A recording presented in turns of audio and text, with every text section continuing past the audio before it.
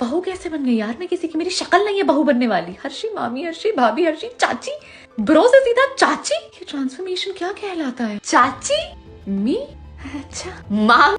हमारी वीडियो अच्छी लगे तो सब्सक्राइब और लाइक ज़रूर किया करें। हाल ही में मेज़बान आयशा जावेद ने एक पॉडकास्ट में शिरकत की थी जिसमें उन्होंने अपनी ज़िंदगी में पेश आने वाले मुश्किलात के बारे में इंकशाफ किया जिसका वो अब तक सामना करती आई है।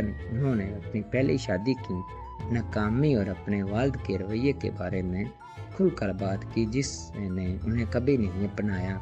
आयशा ने अपनी पहली शादी के बारे में बात करते हुए कहा कि मैंने बहुत ही छोटी सी उम्र में शादी कर ली थी। ये एक छोटी सी मोहब्बत की शादी थी। हम बचपन से एक दूसरे को जानते थे, मोहब्बत करते थे। हमारा जोड़ा बहुत मशहूर था, लोग हमें रक्श की निगाहों से देखते थे। वो हमें सैफ और करीना कहते थे। हमारा जोड़ा परफेक्ट था। वो राजपूत था, मेरा तलक एक आरई घराने से था, लेकिन ये शादी बुरी तरह नाकाम हो गई। 2 दिन के बाद मुझे पता चला कि वो शराब पीता है। मैं उसके बारे में नहीं जानती थी। मेरी शादी 22 साल की उम्र में हुई थी। 24 साल की उम्र में मुझे पता चल चुका था उसका। मेरी ज़िंदगी की सबसे बड़ी गलती थी। उससे किसी और में दिलचस्पी थी।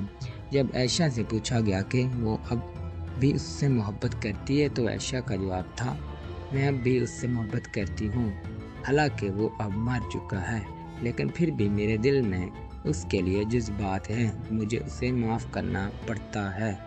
वो सुकून में रहे। आयशा जावेद का मज़ीद कहना था कि जावेद ने मुझे 3 खूबसूरत बच्चे दिए। जब मैं 27 या 30 साल की थी तो उसका इंतकाल हो गया था। मुझे नहीं मालूम था कि वो कैंसर में मुब्तला है, ना ही मेरे ससुराल वाले ने मुझे उसके बारे में बताया। एक दिन एक डॉक्टर ने मुझे फ़ोन किया और मुझे उसकी हालत के बारे में बताया। उसने मुझे कहा कि मैं उसके साथ अच्छा सलूक करूं क्योंकि वो जल्द मरने वाला है। उस वक़्त मैंने अपने वालिद से रब्ता करने का फ़ैसला किया और मैंने उनसे शिकायत की कि मेरी ज़िंदगी में उनकी गैर मौजूदगी की वजह से मैंने उस शख्स की सिक्योरिटी चाहती हूँ जिसमें मैंने सबसे पहले जाना है।